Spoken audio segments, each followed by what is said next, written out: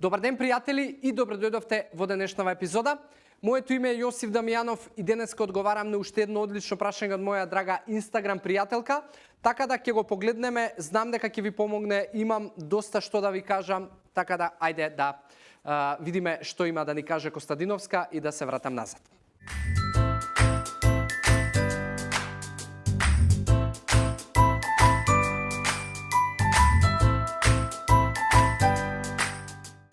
Костадиновска,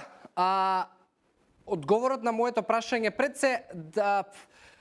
ова темата со мозокот, меморија и така натаму е многу комплексна и се уште непозната и за луѓето кои што тоа им е кои што животот си го посветиле на тоа, така да тука нема многу да шепкам и да одговарам и да се правам паметен, затоа што искрено и мене ми е непозната тема, но она што мене ми е познато и што го знам е начини кои што може да придонесат да подобро го одржуваат и да го хранат мозокот и дефинитивно да придонесат за подобрување на меморијата. Прво нешто, тоест има ја би рекол 3-4 работи кои што се исклучително важни за мозокот. Тоа е витаминот Е, омега-3 масните киселини, тука се дотокот добар на крв или во превод азот моноксид на добри количини, добар проток на крв низ артерии и вени, достава на кислород за мозокот и тука би ги додал антиоксидансите, макар што витаминот Е исто така антиоксиданс, но во секој случај целата група на антиоксиданси е многу важна за да го одржува во добро здравје мозокот. Ќе почнеме со витамин е многу важен за да ги одржува во добра кондиција невроните и нервните клетки. Витамин Е може да најдеш во маслиново масло, да во сите јатки, семиња, во путерот, кикирики, така да доколку редовно го инкорпорираш во твојата исхрана,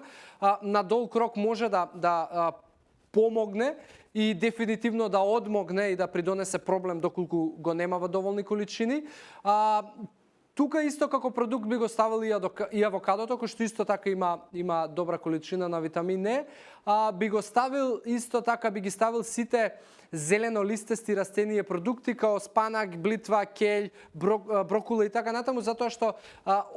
они исто имаат и фолна киселина која што е итекако важна. Фолната киселина се поврзува многу со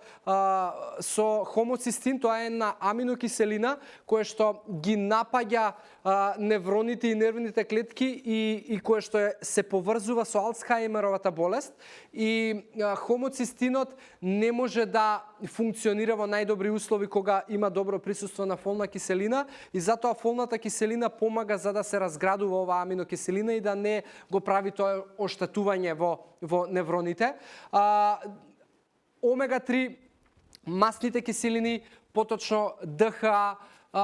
масната киселина итекако е важна и е поврзана со здравјето на мозокот, памтењето и така натаму. Затоа инкорпорирање на,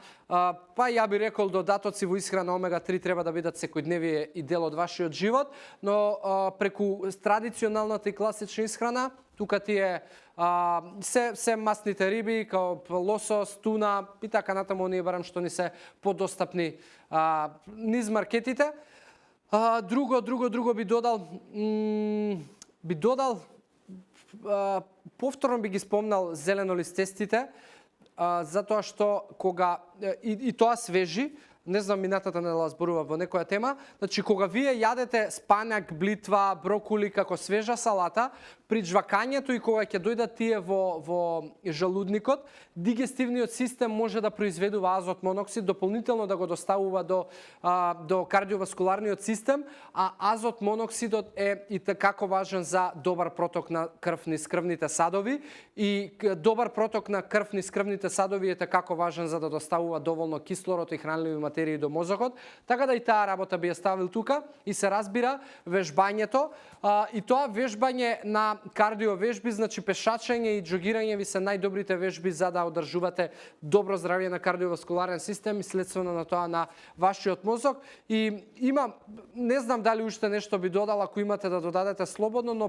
по мене овие се неколку клучни работи кои што треба да ги имате за да одржувате добро здравје на мозокот и вклучително на тоа добра меморија, концентрација, да не се губи памтење, но пак ќе кажам, тоа е многу комплексна тема и мозокот е толку неиспитан мускул и материја што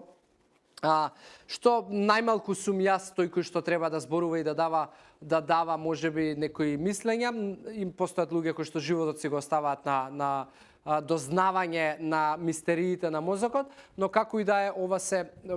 добро познати информации кои што знам дека функционираат и кои што ќе придонесат за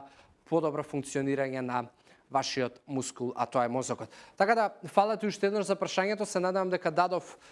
супер одговор и супер информации и ако можам да помогнам на дополнително на било кои други теми или поврзано со оваа тема и прашања,